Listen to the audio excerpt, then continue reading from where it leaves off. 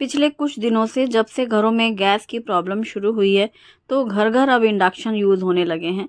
और इंडक्शन के लिए हमेशा एक ही रिक्वेस्ट होती है कि रोटी बनाना बताएं, क्या इंडक्शन में रोटी बनती है कि नहीं। इंफ्रारेड जो मैं इन दिनों यूज़ करती हूँ, तो इसमें रोटी कैसे बनाएं, फुल्का रोटी बनाना है, तवा रोटी बनानी है, तो ये मैं आज आपके साथ स्पेशल वीडियो में शेयर करने वाली हूँ।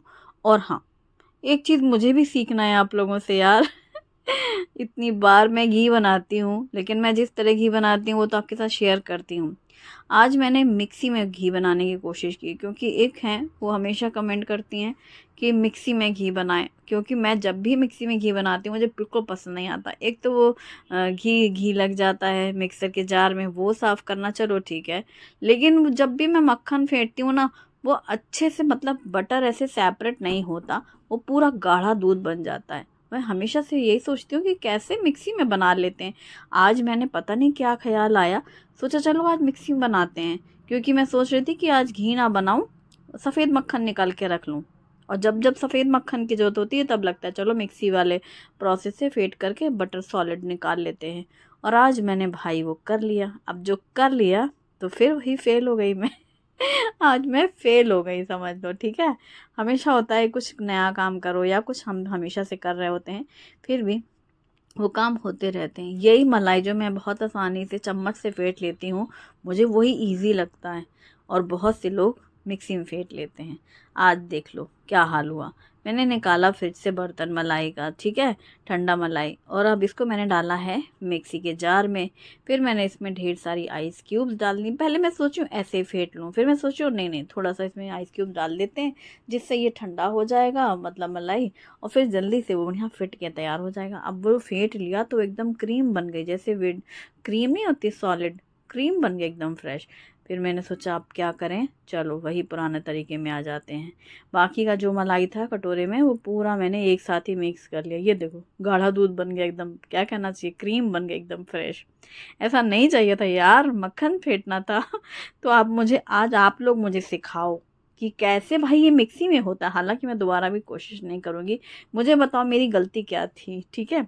अब मैंने क्या किया, उस मलाई को फेंट करके और उसको सीधे रख दिया गरम करने को। अब वही फ्रिज वाला तरीका ही करेंगे। एक अभी आगे प्रोसेस दिखाऊँगी कि फिर मैंने मलाई से घी बनाया कैसे। तो अभी ये हुआ कि चलो खाने की भी तैयारी कर लेते हैं। नाश्ते में पराठे और चाय हो गई थी। मैं बना रही हूँ लौकी के कोफ्ते। लौकी एकदम फ्रेश है, बीजें हैं लेकिन बारीक बारीक से हैं, मोटे नहीं थे। तो हाफ ले ली है लौकी, और इसको मैंने छील करके कद्दूकस कर लिया है। जो इसमें बीजें नज़र आ रहे थे, हैं तो छोटे छोटे थे, वो मैंने हटा लिए हैं। अभी मतलब अभी तक जो लौकी आती थी ना, बीजे बिल्कुल नहीं होते थे, अब शुरू हो रहा है, थोड़ी सी मोटी वाली जो लौकी आएगी ना उसमें रहेंगे बीजे। अब कद्दूकस करने के बाद लौकी में मैंने यहाँ पर बेसन डाला है, तो हाफ कप के करीब या थोड़ा ज़्यादा ही बेसन डाल दिया है। और इसमें हल्दी पाउडर, मिर्ची पाउडर, थोड़े से जीरे डाले हैं, नमक डाली है, ढेर सारा ताज़ा धनिया पत्ता डाला है, और थोड़ी सी हींग भी डाली थी, शायद वो क्लिप रह गई। और बस सबको अच्छे से मिक्स कर लिया। पानी डालने की बिल्कुल ज़रूरत नहीं पड़ी, क्योंकि जो लौकी में मॉइस्चर रहता है उसी से बेसन से पूरा अच्छे से मिक्स हो जाता है। और अभी जो कद्दूकस की लौकी है, मैंने ऐसे क्वांटिटी नहीं देखी, पर मुझे तो ये लगा कि देख जब कद्दूकस हुआ ना कि 1 कप तो करीब रहा ही होगा। बस अच्छे से मिक्स कर लेना है, बेसन जितना लगे उसके हिसाब से आप डाल सकते हैं, मतलब लौकी के अकॉर्डिंगली। और इसको अच्छे से फेंट लिया है, तैयार। बहुत ज़्यादा गाढ़ा मैंने नहीं रखा है, पानी तो मैंने बिल्कुल भी नहीं डाला था। अब जब तक वो पक रही है ना मलाई, मतलब उसको गर्म करना था मलाई को एक्चुअली, तो वो प्रोसेस जो फ्रिज वाला होता है, जो कि 1 या 2 दिन लगते हैं, वो उसमें बनता है, वो भी मैं शेयर कर चुकी हूँ आपके साथ। तो आज फिर वैसा ही काम करेंगे। तब तक मैंने यहाँ पर प्याज ली है एक, अदरक का बड़ा टुकड़ा लिया है, लहसुन 4-5 कलियाँ, और हरी मिर्ची, इन सभी को डाल करके हम पीस लेंगे। तो एक गांठ मैंने ली है मीडियम साइज़ की, जिसका हम अदरक, लहसुन, हरी मिर्ची और प्याज का पेस्ट बना लेंगे। और इसी के साथ अब एक प्याज को हम ऐसे रफली चॉप कर लेंगे। कई बार ग्रेवी में ना कोई आधी पिसी हुई प्याज और आधी थोड़ी सी खड़ी हुई डालें, तो उससे ग्रेवी थोड़ी सी अलग तरीके की आती है। हालांकि मुझे कुछ बहुत विशेष नहीं लगती, अब यहाँ पर उसी जार में मैंने एक बड़े साइज़ का टमाटर भी ले लिया है, थोड़ी सी हरे धनिया की डंठल ले ली है, क्योंकि मैं हरा धनिया भी काट रही थी ना, तो पीछे की जो मोटी डंठल थी वो मैंने सोचा पीस लेते हैं, पिस जाएगी तो वो पूरा मिक्स हो जाएगी, वरना कई बार डंडी डंडी ऐसे डंठल डंठल रहती है सब्जी में, वो फिर ऐसे अच्छी नहीं लगती, चुभती सी हैं। तो पत्ते पत्ते वाला हिस्सा ऊपर का जितना भी था, या बारीक डंठल होती है तो मैं तो काटती हूँ, लेकिन अगर मोटा रहता है ना तो फिर वो पीसने में ही सही रहता है, या फिर चटनी में यूज़ हो जाती है। अब एक प्याज को मैंने रफली चॉप किया, तो इसको भी हम बारीक काट के डाल देंगे। वैसे ये तरीका हमेशा छोले वगैरह में करते हैं, या फिर और किस में करते हैं, पनीर की सब्ज़ी में भी करते हैं, थोड़ी सी पिसा हुआ और थोड़ा खड़ा। पर आज मेरा मन हुआ चलो कोफ्ते में करते हैं, और फिर ये काट करके रख लिया। आज सारे काम थोड़े अलग अलग तरीके कर रही हूँ, विचित्र, जो मैं हमेशा नहीं करती हूँ, तो ये भी मैंने ऐसे काट के रख लिया। अब ये जो मलाई गरम करने रखी थी ना भगोने में, वो भी गरम हो रही है। अब एक कटोरी में लिया है हल्दी पाउडर, धनिया पाउडर, मिर्ची पाउडर और होममेड गरम मसाला, और इसको हम पानी डाल करके ना थोड़ा सा घोल के रख लेंगे। इस तरीके से सूखे मसालों को गीला करके भूनने से फिर ग्रेवी का कलर और टेक्सचर अच्छा आता है। तो ये भी कर लिया। ये भी कभी कभार करती हूँ मैं, जब बड़ा मूड से काम हो, जैसे आज फुर्सत से, जैसे लग रहा है जैसे कुछ बड़ी फुर्सत हूँ मैं, वो मलाई ने जो बिगाड़ा है ना काम फेल किया ना, तो अब मैं बाकी कामों में थोड़ा अच्छे सभ्यता से करने की कोशिश कर रही हूँ, परफेक्शन के साथ। हाँ, एक बार फेल होता है ना इंसान, फिर दूसरे काम परफेक्शन के साथ करने की कोशिश करता है। आज कुछ ऐसा ही लग रहा है मुझे, अभी देख के ऐसा फील हो रहा है, सुबह तो उतना नहीं महसूस हो रहा था। तो अभी ये जो मलाई है ये पूरी अच्छे से गर्म हो चुकी है, यही करना था मुझे। अब उस बर्तन को रख दिया मैंने साइड में। अब कढ़ाई में तेल गरम किया है, और गरम तेल में हम बनाएंगे लौकी के कोफ्ते। तो बस छोटे छोटे से कोफ्ते मैंने गरम तेल में ऐसे ड्रॉप कर दिए। सारे के सारे एक ही बैच में हो गए हैं, क्योंकि ये जो कढ़ाई है ये पूरी फैली हुई सी है, और इंफ्रारेड की जो हीट है उसके हिसाब से पूरे में वो कवर हो गई मतलब।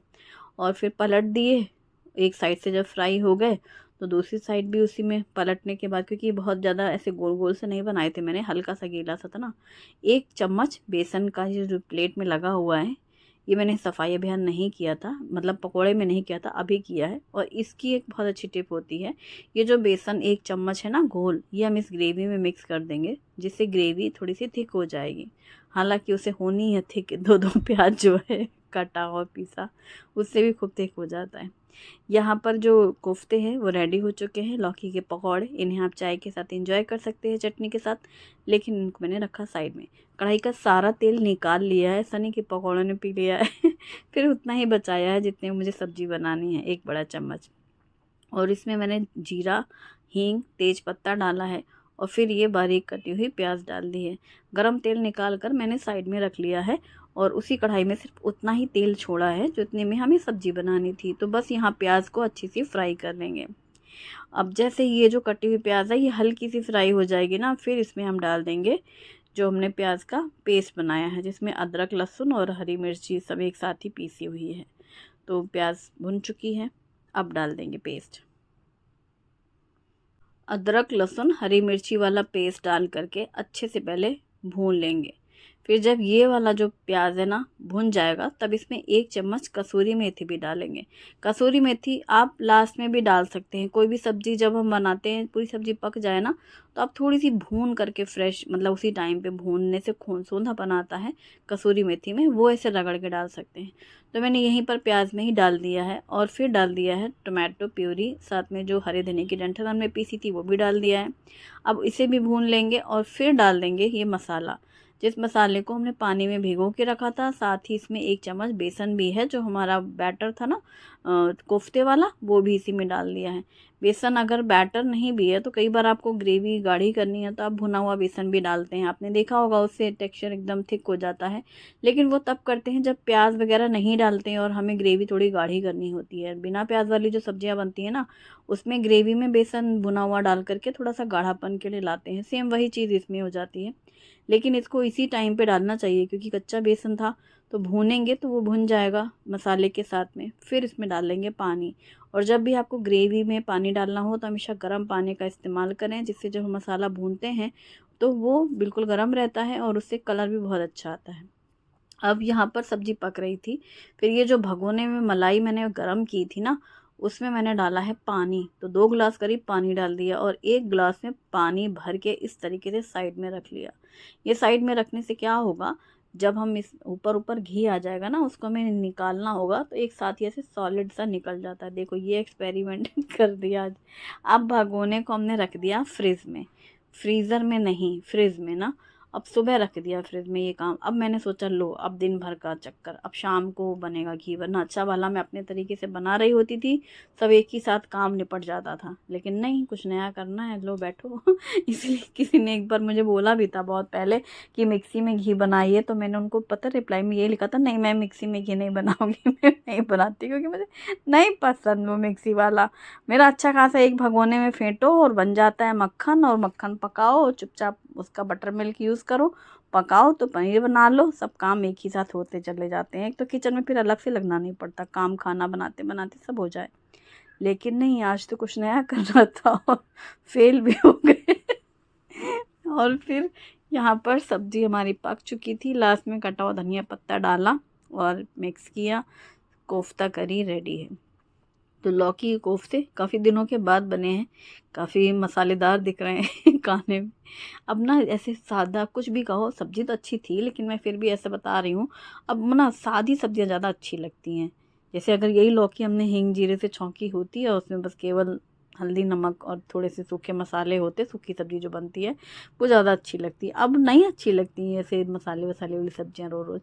लेकिन आज ना दाल बनाना नहीं था, रोज़ रोज़ दाल बन रही थी, आज खुद मुझे ही लग रहा था नहीं बनाऊंगी आज दाल। तो अब दाल नहीं बनाना है तो फिर केवल सब्जी बनानी है, तो थोड़ा सा तो चाहिए ग्रेवी वाली मसालेदार, इस वजह से बना लिया ये तामझाम। और उतनी देर में बर्तन धुल डाले, बर्तन धुल के ना वो जितना भी मलाई कांड था मिक्सर वाला और ये जो भी था सुबह के नाश्ते वाले, वो सारे बर्तन धुल के मैं इस तरीके से चेयर पे रखती हूँ। चेयर पे एक कपड़ा बिछा रहता है, टॉवेल है पुराना, जिससे वो पानी पूरा सोख कर लेता है, तो पूरे ज़मीन पे फैलता नहीं है। क्योंकि काउंटर टॉप में एक तरफ गैस, एक तरफ ये इंफ्रारेड, वहीं पर बर्तन, वहीं पर खाना, तो इसलिए वो पहले धुल के पिटारा एक साइड रहता है।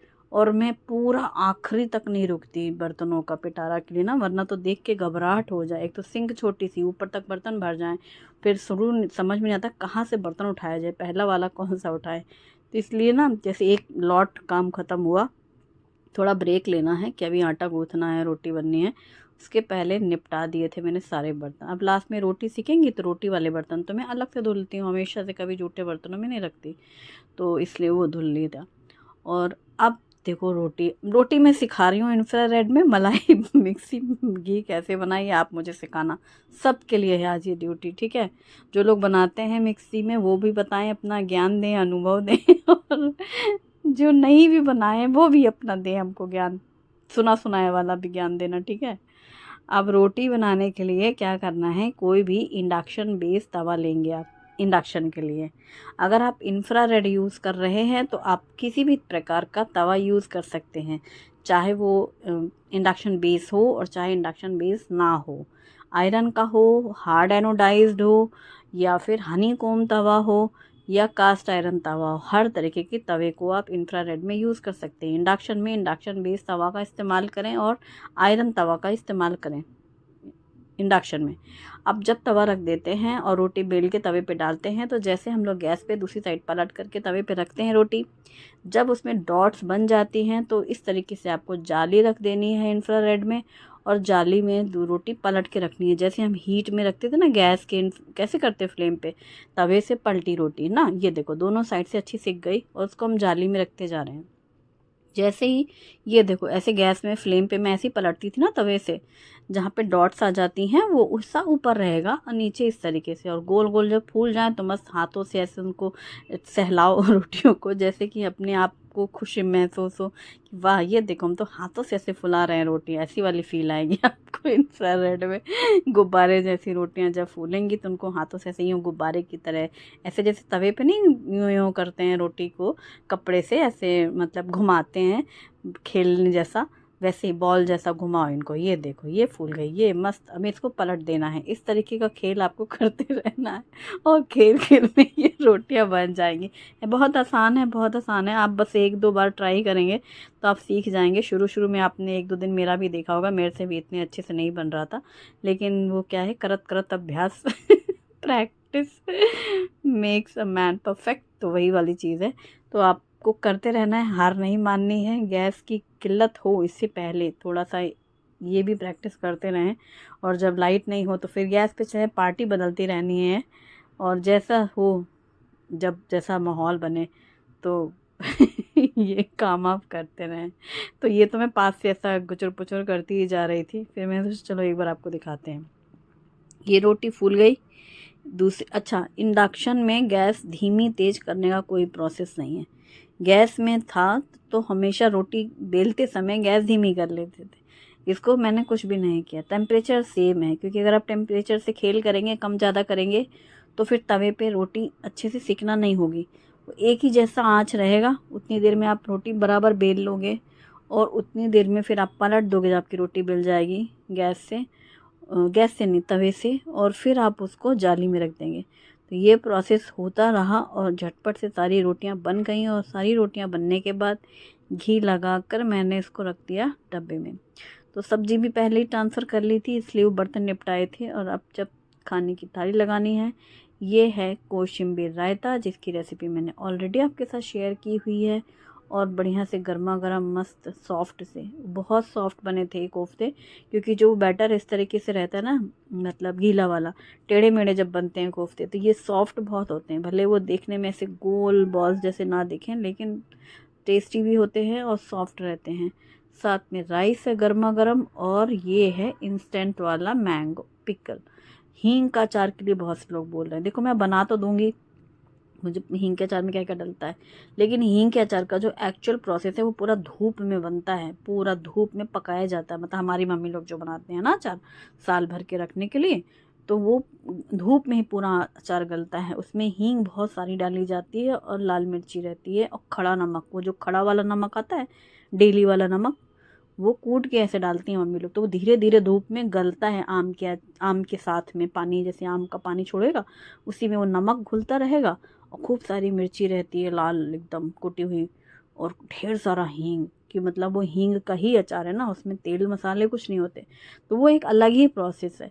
और वो यहाँ ज़्यादा तेज़ धूप आती नहीं है बालकनी में, इसलिए मैं बनाती नहीं हूँ ना। तो और अभी तो मौसम भी बदल जाता है, कब आंधी हो जाए, कब पानी बरस जाए, कुछ भरोसा नहीं, तो अभी नहीं बनाया मैंने। अभी क्या, मैं तो बनाती नहीं हूँ, खैर घर से आ जाता है, पर रेसिपी के लिए बता रही हूँ। अब जो मैंने फ्रिज में रख दी थी ना मलाई में पानी डाल के, वो इसलिए रखा था, अब मैंने सोचा कि अब तो गाढ़ा क्रीम बन चुका है, अब ऐसा करते हैं जो इसमें घी घी माल है वो जम जाएगा फ्रिज में रखने से। तो वही हुआ, अब सुबह से रख दिया फ्रिज में। अब शाम का समय था रसोई करने के लिए, क्या बनाऊँ वो तो सोच ही रही थी, लेकिन सोचा पहले ये घी का मामला निपटाया जाए, उसके बाद सोचेंगे क्या बनाया जाए। तो ये जो घी का भगोना मैंने निकाला फ्रिज से, तो इसमें गिलास रखा था, गिलास हटा दिया। अब ये जो जमा जमा सा ऊपर की ओर है ना, घी वाला पोर्शन, वो पूरा उठा लेंगे। क्योंकि गर्मी है और इतनी ज़्यादा ठंड, मतलब दिन भर में वो उतनी अच्छे से सॉलिड नहीं हो पाया था, लेकिन जो ऊपर ऊपर का हिस्सा है ना पूरा, वो घी का मैंने निकाल लिया, जो चिकनाई वाला जो ऊपर वैसे रहता है ना दानेदार घी। अब ये जो गिलास में पानी था ठंडा था, तो मैंने कहा चलो भाई इसको इसमें डाल दिया जाए, जिससे एक बार इसे और क्लीन अप कर लेते हैं। फिर जो इसमें निकला, जो थोड़ा सा टच आ गया था ना वाइट पार्टिकल्स, वो पूरे इससे पानी ऐसे फेंट करके फिर इसको निकाल दिया इस बर्तन में।